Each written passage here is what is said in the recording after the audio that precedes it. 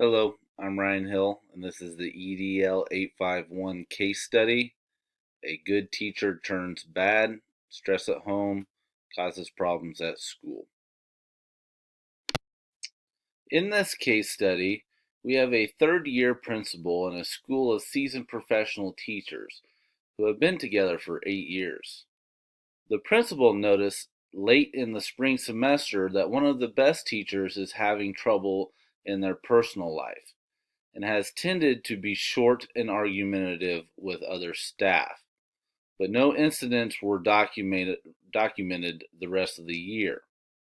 The next school year started off well, but parents reported that the teacher was being verbally abusive to their children during class.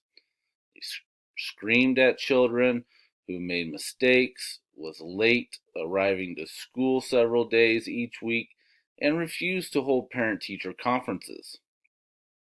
But during observations of the classroom, no evidence of abusive behavior was present. Four parents had called Board of Education members to complain and to demand that their children be reassigned to another teacher. One parent showed up in the office to meet with administration. It was decided to schedule a conference with the teacher, admin, and parent. At the conference, the parent got agitated and short and started throwing out allegations. The teacher got offended and defensive, so the meeting ended and the principal promised immediate attention on the subject. In identification of the problem, we look at what we know, what we need to know, and then the problem itself. What do we know? We know that we are dealing with a good teacher who has been well awarded, and she is dealing with home issues of a husband that has left her and her two sons. What we need to keep in mind is that there has been a number of heated discussions and disagreements in staff meetings and the parent meeting. There has also been four different parents that have complained up the chain of command, but there has not been any evidence documented in evaluations. So the problem is that there are parents that feel like their children are being mistreated and want their children or their students changed out of that room. They have presented their concerns to the administration and local school board. There is apparently poor communication between teacher and parents. The challenges in this case are first, other teachers have noticed the troubles at home affecting the performance in the previous year. But this school year has started off well. Secondly, parents have reported verbal abuse, but through multiple visitations, no incidents were documented. Lastly, the parents' complaints came to the attention of board members. Parents were not getting the responses they wanted from the teacher through email, and tensions were built and were not cooled even with a special meeting. In order to solve this problem, a plan of action must be developed in order to assure the correct measures are in place to accomplish the change. These are laid out in steps. Step 1. The student's items will be removed and placed in another classroom so that any other implications from that parent will not be used in future decisions with the teacher. Step 2. The administration needs to conduct interviews with parents and students to assure that any abuse is not occurring. Step 3. Realign teacher performance to school's vision of each student's academic success and well-being. Step 4.